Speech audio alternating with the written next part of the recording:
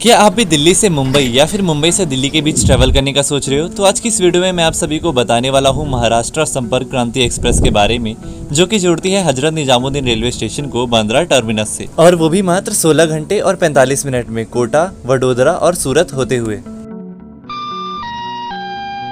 यात्रीगण कृपया ध्यान दें। तो नमस्कार दोस्तों, मेरा नाम है दीपक और आप देख रहे हैं ट्रेन क्यूरियस। आज की इस वीडियो में हम बात करने वाले हैं महाराष्ट्र संपर्क क्रांति एक्सप्रेस के बारे में, जो कि जोड़ती है दिल्ली के हजरत निजामुद्दीन रेलवे स्टेशन को मुंबई के बांद्रा टर्मिनस से, और वो भी मात्र 16 घंटे और 45 मिनट में। जब महाराष्ट्र संपर्क क्रांति एक्सप्रेस मुंबई के बांद्रा टर्मिनस से खुल के निजामुद्दीन के लिए चलती है, इस ट्रेन का नंबर होता है 12907।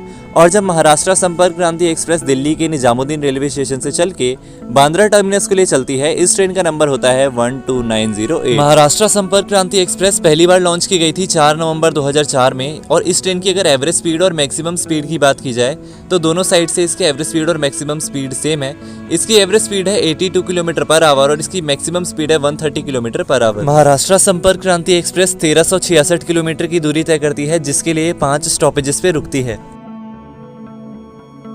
तो चलिए अब हम बात कर लेते हैं महाराष्ट्र संपर्क क्रांति एक्सप्रेस के कोच पोजीशन की बात। तो सबसे पहले हम यहाँ पे देखेंगे 12908, यानी कि जो train Hazrat Nizamuddin railway station से बांद्रा टर्मिनस के लिए चलती है। इस ट्रेन के कोच पोजीशन कुछ इस प्रकार हैं। सबसे पहले इस ट्रेन में एक H1 कोच होता है, जो कि फर्स्ट AC का होता है। उसके बाद A1 and A2 second AC के 2 कोचेस होते हैं। देन उसके बाद थर्ड AC के कोचेस शुरू हो जाते हैं, जो कि B1 से लेके B6 तक होते हैं।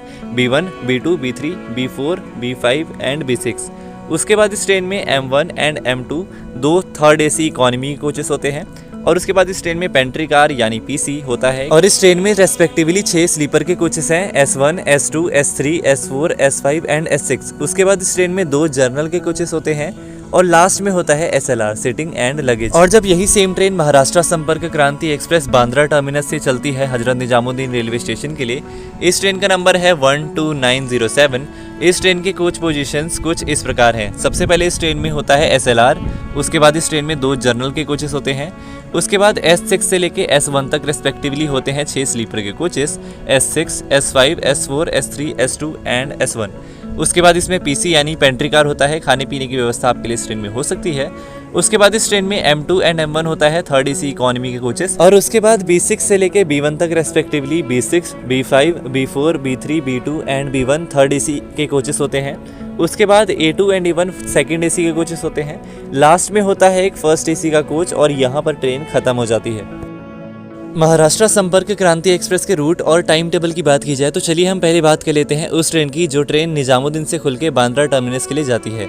तो ट्रेन नंबर तो आपको पता ही होगा 12908, और ये ट्रेन मात्र सोमवार और बृहस्पतिवार के दिन चलती है, यानी कि मंडे एंड थर्सडे। तो अपने टाइम टेबल के अनुसार महाराष्ट्र संपर्क क्रांति express Hazrat Nizamuddin railway station से 16:30 पर प्लेटफॉर्म नंबर 7 से रवाना हो जाती है, यानी कि शाम के 4:30 बजे। उसके बाद ये ट्रेन पहुंचती है कोटा जंक्शन में 21:15 पर। रतलाम जंक्शन में ये ट्रेन रात के 12:13 यानी कि 0:13 पे पहुंचती है। और उसके बाद ये ट्रेन पहुंच जाती है वडोदरा जंक्शन, जो कि ये सुबह के 3:55 पे पहुंचती है। इसका अगला स्टॉपेज होता है सूरत में, जो ये 5:37 पे पहुंचाती है सुबह के। बोरावली में ट्रेन 8:27 पे पहुंचती है। और फाइनली सुबह के 9:15 पे ये ट्रेन 1366 किलोमीटर की दूरी तय करने के बाद अपनी फाइनल डेस्टिनेशन बांद्रा टर्मिनस पे पहुंच जाती है प्लेटफॉर्म नंबर 2 पर। और जब महाराष्ट्र संपर्क क्रांति एक्सप्रेस बांद्रा टर्मिनस से हजरत निजामुद्दीन रेलवे स्टेशन के लिए चलती है, इस ट्रेन का नंबर होता है 12907। और ये ट्रेन बस संडे और वेडनेसडे 2 दिन ही चलती है, यानी कि रविवार और बुधवार के दिन। और ये ट्रेन बांद्रा टर्मिनस से शाम के 17:30 यानी कि शाम के 5:30 पर निकल जाती है प्लेटफॉर्म नंबर 2 से। बोरावली में इसका स्टॉपेज होता है 17:55 पर। सूरत में रात के 20:50 पे पहुंच जाती है। वडोदरा जंक्शन में ट्रेन 22:19 पे पहुंचती है। उसके बाद इसका स्टॉपेज होता है रतलाम जंक्शन में 1:48 पर।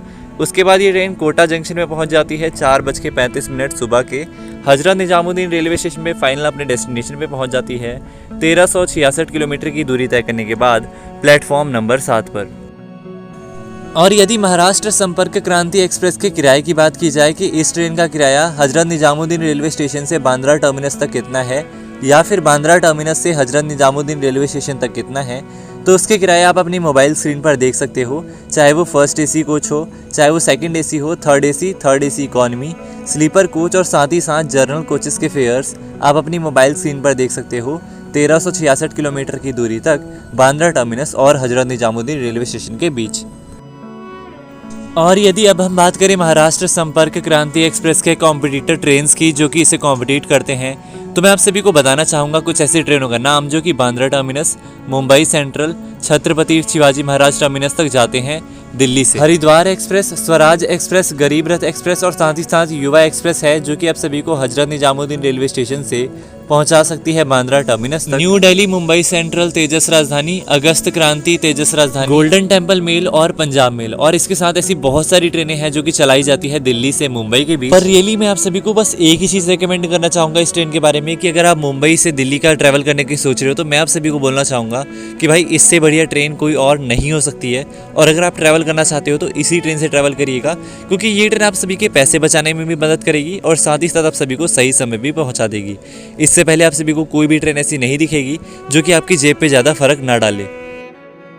टूरिस्ट प्लेसेस इन मुंबई, वैसे तो मुंबई में काफ़ी सारे टूरिस्ट प्लेसेस है, पर मैं आप सभी को 2-3 नाम बताना चाहूँगा जो कि काफ़ी अच्छे आप सभी को लग सकते हैं। तो जैसे कि मैं आप सभी को बता देता हूँ, वो नाम कुछ इस तरह से हैं। इस्कॉन टेम्पल जुहू जो कि बांद्रा टर्मिनस से मात्र 7 से 8 किलोमीटर की दूरी पर स्थित है। श्री सिद्धि विनायक टेम्पल, ये टेम्पल भी लगभग इस्कॉन के मुकाबले 7 से 8 किलोमीटर ही दूर पड़ता है बांद्रा टर्मिनस से। और साथ ही साथ गेटवे ऑफ इंडिया मुंबई।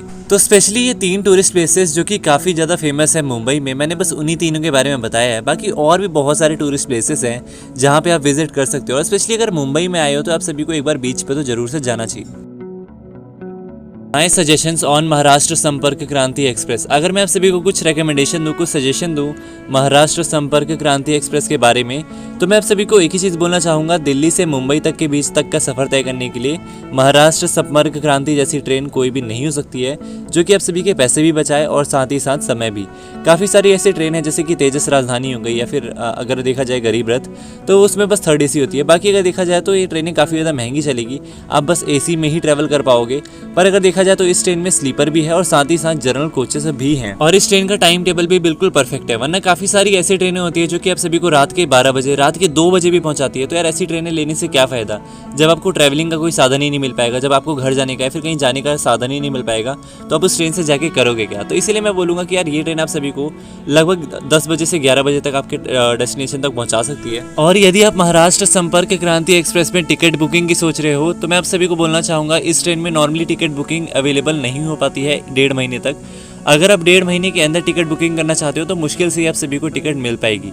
आप सभी को वेटिंग लिस्ट की टिकट ही मिल पाएगी, उसके बाद आप सभी के लिए RAC अवेलेबल हो जाएगी जनरली। उसके बाद आप सभी को कंफर्म टिकट मिलना शुरू हो जाती है। वीडियो पसंद आई हो और आपकी नॉलेज बढ़ी हो तो वीडियो को लाइक कर लेना और चैनल को सब्सक्राइब कर लेना, क्योंकि मैं आप सभी के लिए ऐसी ट्रेन रिलेटेड वीडियोस लाता ही रहता हूँ। और कमेंट करके बताइए कि नेक्स्ट वीडियो आप सभी को किस ट्रेन के ऊपर चाहिए। जिस ट्रेन के सबसे ज़्यादा कॉमेंट्स होंगे उस ट्रेन के ऊपर अगली वीडियो बन जाएगी।